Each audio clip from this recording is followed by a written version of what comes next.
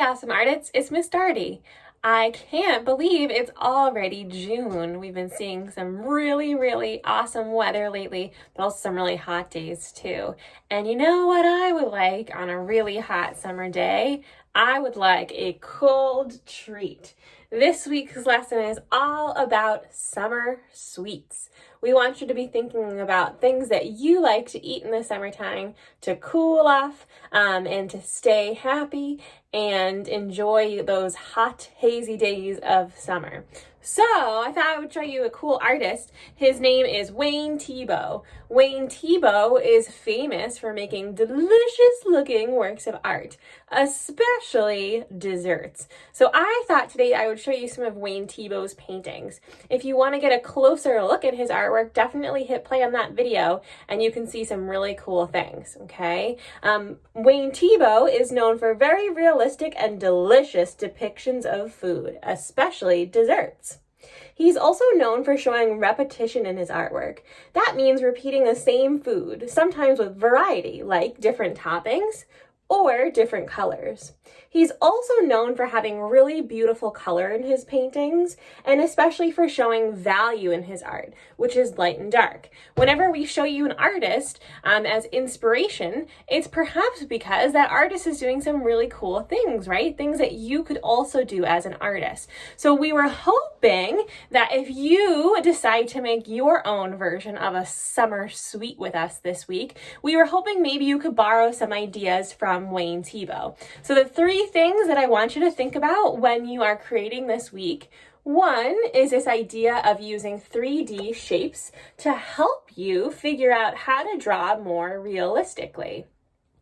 I know that this is something that I've been working on, especially with third grade students this year. And I know this is something that we talk about every year as we get in our upper grades, how a cylinder can be used to help you draw something like a bowl of ice cream, how a cube could be maybe helpful when you're drawing something as delicious as an ice cream sandwich. And of course, a cone shape can help you to create that ice cream cone. So the first thing we want you to think about is 3D shapes and how can they help you draw more realistically.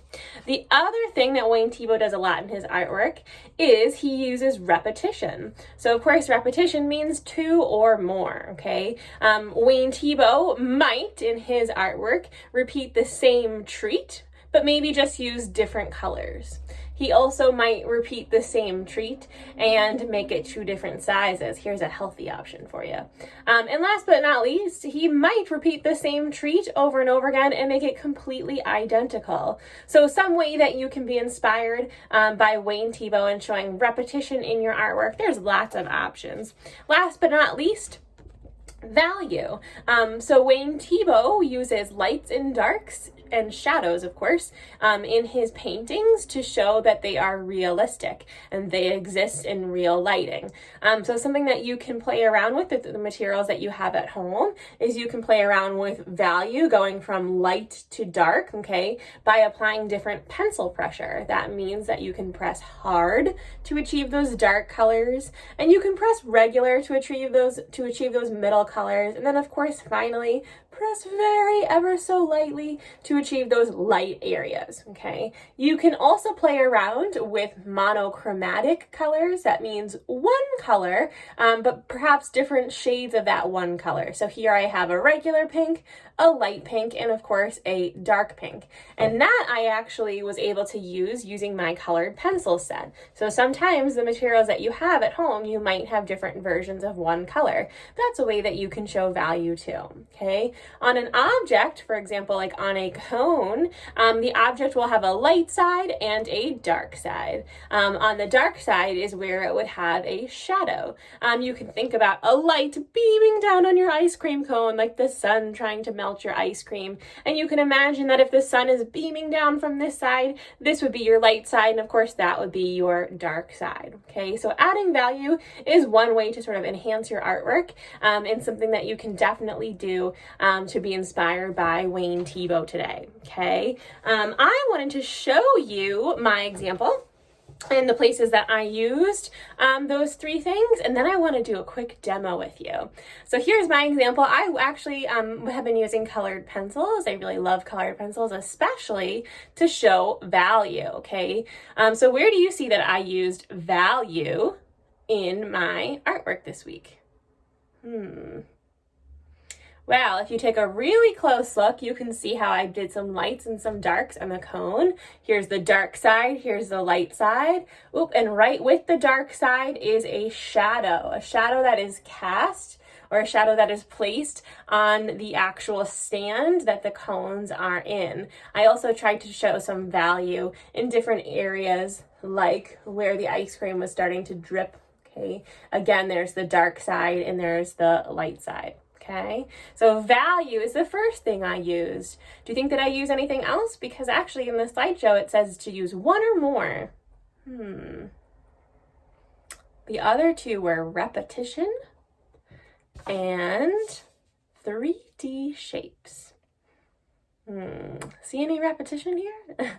Well, of course you do. I repeated the ice cream cone. So there's 3 ice cream cones. Speaking of cones, the cone is the 3-dimensional shape that I used today.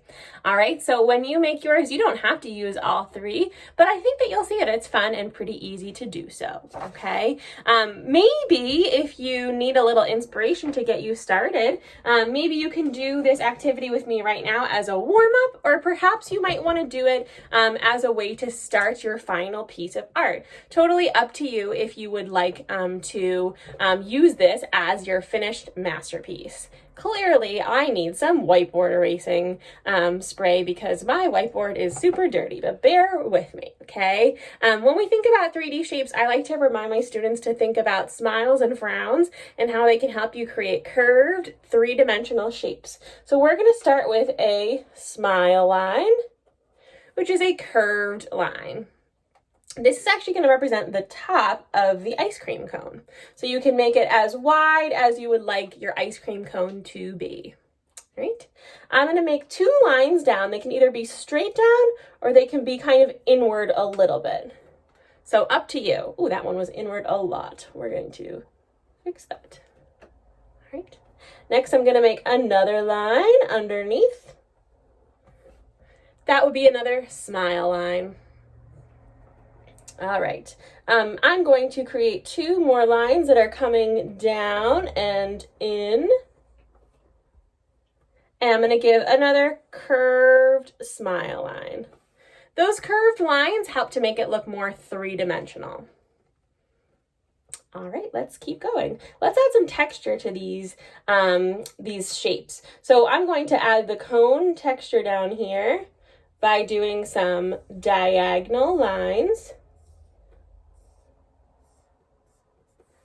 in one direction, and then I'm going to create, of course, some diagonal lines in the opposite direction, like a checkerboard.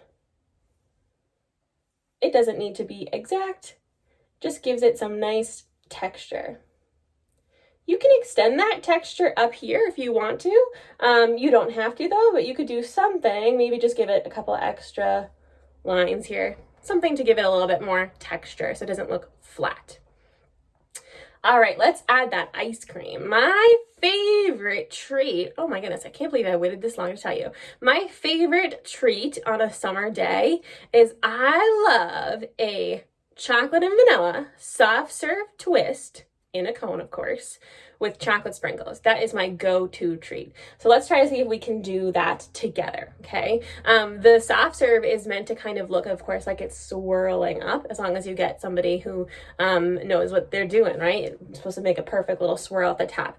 So to try to accomplish that, okay, we're gonna make some kind of funky and cool lines down here. So I'm gonna first start by doing a layer at the bottom. Kind of reminds me of a hairdo, a curved hairdo. And then I'm going to make another layer above it. This time, I'm going to make it kind of have a little bit more of a curl at the end, like that. As I go farther up my cone, I'm going to make it a little bit more curly as I go.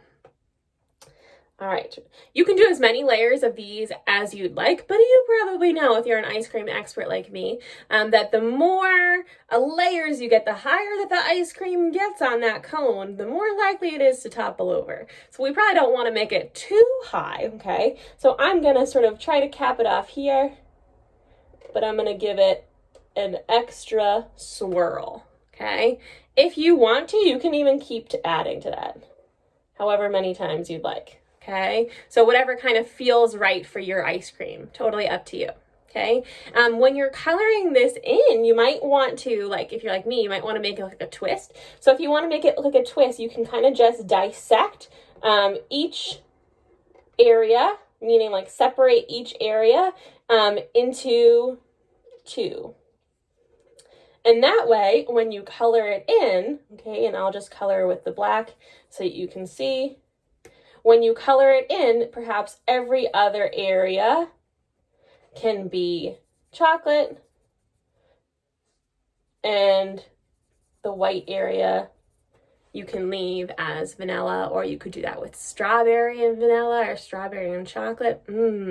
All this ice cream talk is making me hungry, and it's a super, super hot day here. So I think I'm gonna let you go, and I'm gonna go make myself an ice cream cone. In the meantime, I hope that you enjoy making your very own summer sweet. We look forward to seeing your summer sweets at our Google Meet this week, and we hope that you have an excellent week of creating. See you soon.